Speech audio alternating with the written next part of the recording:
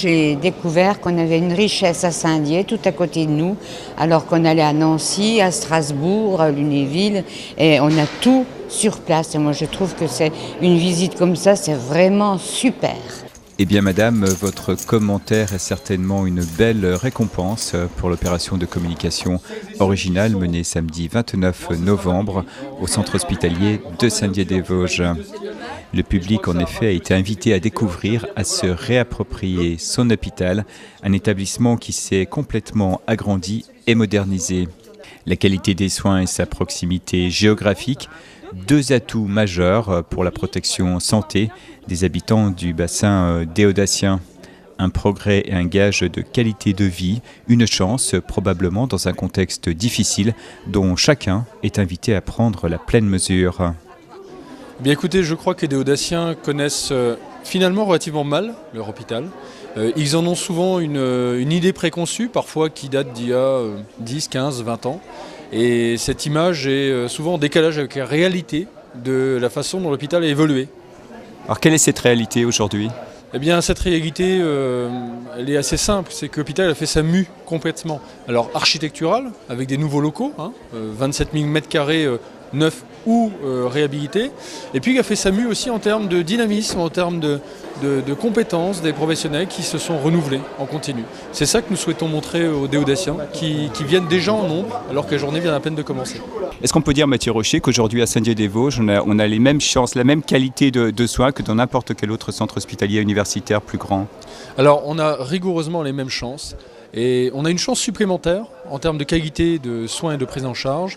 Cette qualité, elle est liée à la proximité et à la compétence des professionnels qui y travaillent. Cette proximité, elle se traduit par le dynamisme aussi des équipes et puis par le fait qu'on personnalise réellement les soins, ce qui est parfois un peu plus compliqué dans des structures plus grandes ou plus lointaines.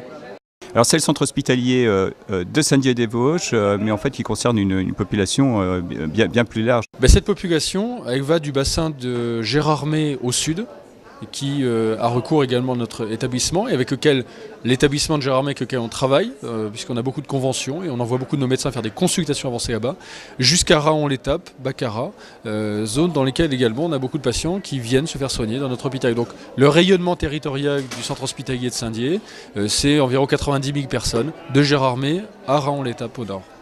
Allez-vous continuer à investir ? Avez-vous d'autres projets pour moderniser ce centre hospitalier ? Oui, nous sortons d'un cycle d'investissement quand même de plus de 87 millions d'euros sur 6 ans. C'est très conséquent comme effort. Nous ne comptons pas nous arrêter là. Nous avons d'autres projets, notamment pour Foucharus, qui fait partie du centre hospitalier, dans lequel on accueille des personnes âgées dépendantes. Nous souhaiterions reconstruire, moderniser avec appui du Conseil général des Vosges ce bâtiment qui en a bien besoin, qui date de 1835. Et nous avons également quelques projets, mais dont je ne dirai pas grand-chose, si vous me permettez pour l'instant, pour redonner vie au vieux bâtiment Saint-Charles, celui qui date de 1961 et qui fait partie de l'identité visuelle de l'hôpital, mais aussi de la ville, et auquel nous souhaiterions redonner un petit peu vie sur les étages qui actuellement sont désaffectés. Cet hôpital à Saint-Dié-des-Vosges, c'est une chance ? Alors, il y a des activités qui ferment, effectivement, parfois même des établissements. Nous sommes plutôt sur une logique d'essayer de progresser et d'accroître nos activités, de renforcer celles que nous avons évidemment, voire d'en proposer des nouvelles. Dans le domaine de la chirurgie, pourquoi pas, c'est pas exclu. Et en renforçant également nos effectifs médicaux, nos ressources médicales, puisque un hôpital, ce ne sont pas que des médecins, mais ce sont aussi des médecins et des bons médecins, du bon personnel soignant. Donc nous sommes plutôt dans une logique de progression, ce qui effectivement est peut-être un peu différent d'autres établissements en Lorraine. Mais nous avons aussi un positionnement géographique qui est particulier. Nous nous devons de donner des soins de qualité au profit de la population en proximité. Alors, quel bilan tirer de ces journées portes ouvertes ? Le public est venu nombreux, le personnel s'est investi dans cette opération. Quelque chose a changé. L'hôpital est un lieu de soins, un lieu de vie, ouvert. La communication est bien passée. Là, vraiment, c'est une réelle satisfaction dans la mesure où tous les professionnels se sont mobilisés. Je crois qu'il y a eu un énorme travail de fait depuis maintenant plus d'1 mois. Ça demandait énormément de préparation. On a même nos étudiantes infirmières, nos futures infirmières qui sont là aujourd'hui avec nous, qui sont là pour l'accueil, qui présentent leur formation. Et puis, on a surtout une bonne trentaine d'ateliers qui sont proposés, où tous les professionnels peuvent se présenter. On peut également présenter présenter les équipements. Voilà, donc je pense que je ne peux être aujourd'hui que satisfaite d'un tel projet.